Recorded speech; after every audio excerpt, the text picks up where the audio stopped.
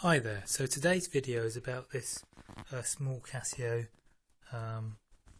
portable television, the EV-660, and as you can see it's very simple. On one side it has a single switch marked off and UHF, which is basically the on-off switch. It also has an external power socket which is 6 volts with the centre pin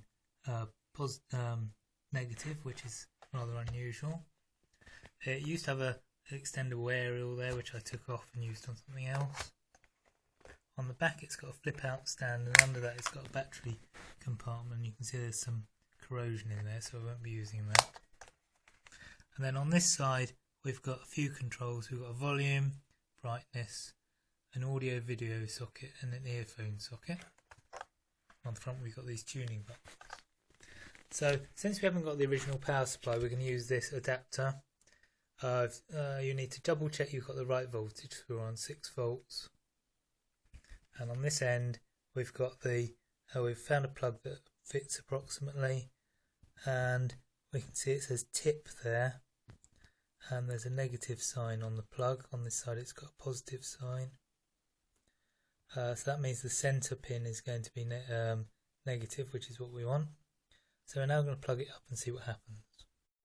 So we've got power going in over here, and if we switch that UHF off switch on, we can see it tries to tune itself. So we've got this green line going across the screen which indicates the tuning on that scale under the screen there. You can just about see. If I press the left hand tuning button, it starts tuning in the other direction.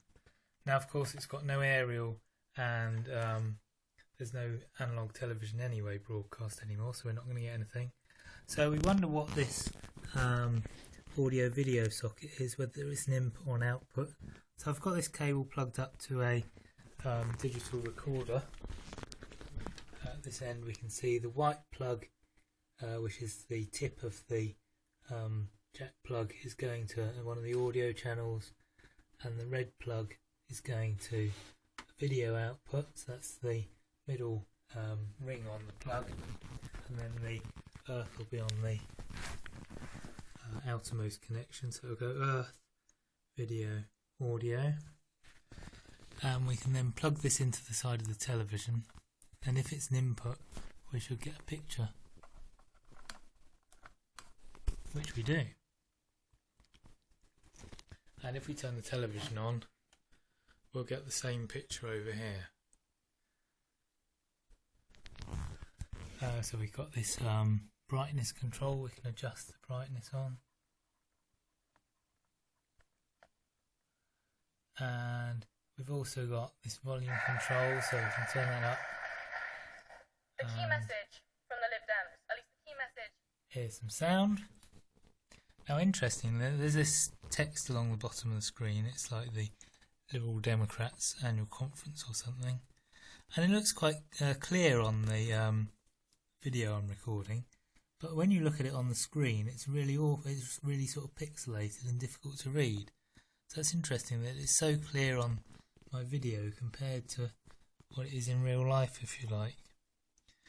And I guess this is just normal television resolution at most of 625 lines.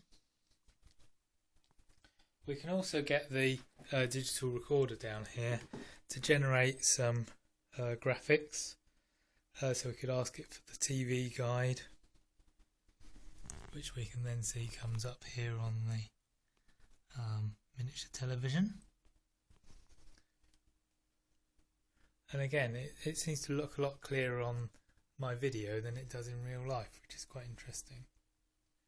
So anyway, quite a useful little monitor device if you had a video camera or something. I used to do holiday clubs where we were switching between live videos of games and PowerPoints, and it was quite useful to use this screen to find out whether you had a signal from the camera that someone would be wandering around with before you switched over to that input on the projector, rather than having a large television sitting